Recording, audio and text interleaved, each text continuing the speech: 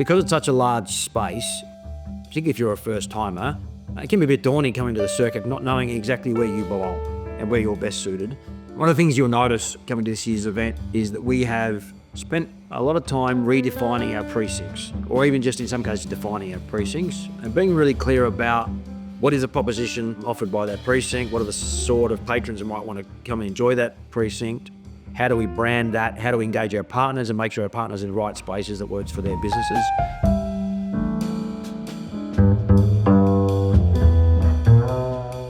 Okay, precincts. Looking at last year, I guess we didn't have those defined areas as much as we'd like. I think we trialled it, but it didn't quite come to fruition in the execution. So I think what we've done this year is really tried to have that clear value proposition and branding throughout each one. So what I'll take you through now is kind of an overview of each precinct. And then what I've got in here as well is some amazing work that Shannon and Izzy have done, the look and feel for each precinct. We had examples where we had motorsport, so our support categories, the Porsche Carrera Cup, we have supercars, are in very different places in the circuit. If you love motorsport, you probably want to consume both of those. And so simply, we've put them into one space and called it Motorsport Street. Okay, DC's favourite.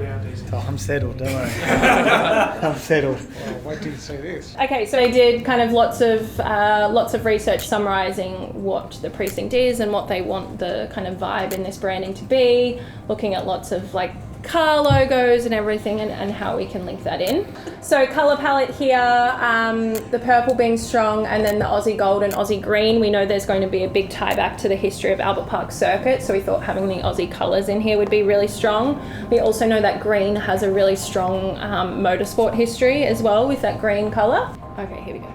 Thanks. Oh, that's the one I picked. It's the one you picked. It was a really good feeling being able to share our latest precinct designs with the staff. DC, who's our head of motorsport, was especially excited, showing him the Motorsport Straight design. This is great, like it really is. Because it's the one you chose. It's just amazing. This is the one I chose. We worked really hard to bring in motorsport elements and our Australian history at the Albert Park Grand Prix circuit as well. So it was really nice to share that with the team. It's got every like touch point of like the high-end motorsport enthusiasts. You got the supercars, hard and fast, but then 75 years of Formula One. So you almost got that class and fanatic all mixed in one. I reckon this nails that. So.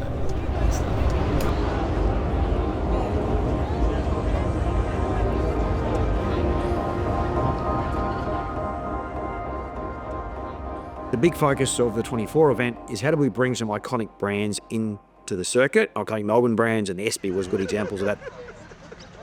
You'll see more of that in the 25 event, and we've created an area we've named Melbourne Junction. The reason why we call this meeting is to get the main people in the room to get this shade structure design underway. So, Creatively, it's about Melbourne Junction and having this amazing Melbourne feel. Yeah. So I guess anything creatively that Shade can do, as part of that, let's look to how we can incorporate it.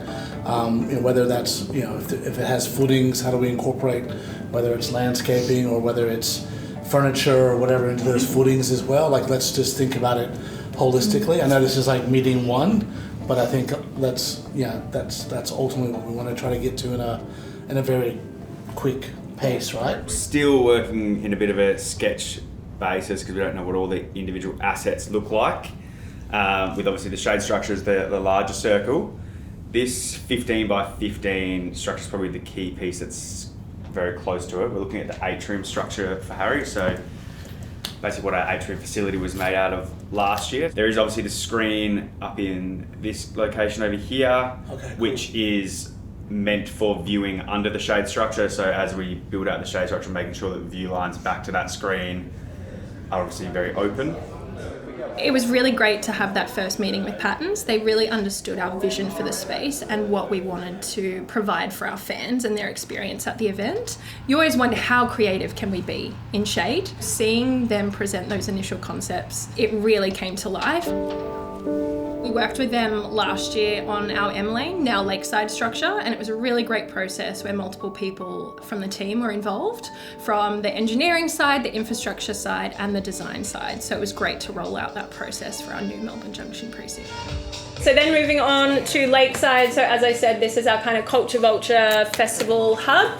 So they kind of looked at different festival logos, colours, some mood boards here. You know, this is really that place where it's got high vibes, high energy and strong kind of social elements as well. Hey Lance, I'm keen to understand what drove the change from M Lane to Lakeside and how you came up with that. M Lane's been around a while and we just felt like where we were moving from a strategic direction, it wasn't quite aligning. We actually did some research post the last couple of events to see how aware people were of the name and if they understood the name, and it came through really low. So we thought if we're doing all this work and updating it, now's a good time to refresh the name, and then we can build brand equity into that over the next couple of years. Hey Lance, how will we know what area we're in? Apart from the zone towers, will there be big centerpieces or... From a fan point of view? Yeah, from a fan point of view. Yeah, definitely. What we've been working on is figuring out, I guess, what the precinct fundamentals are.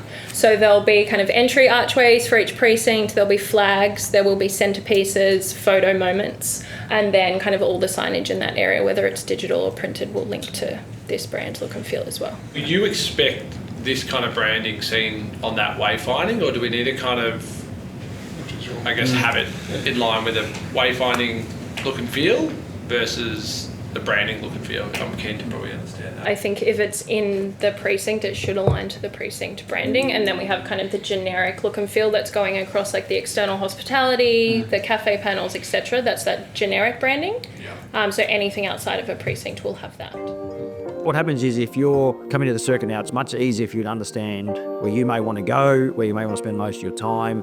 And as you enter an area, it's really clear the sort of experience you're going to have. And that seems quite obvious and simple, except that when you're building such a large event in the park, that's not an easy thing to achieve. And so the team have done an incredible job of redefining each of the areas, making sure that the proposition in terms of the way we engage with our partners suits the narrative for that area and the proposition. But then there's a whole sort of bunch of things that need to happen behind the scenes. And so we got in, started that process early, made some decisions really early on about what that looks like, and now we're in the process of rolling that out.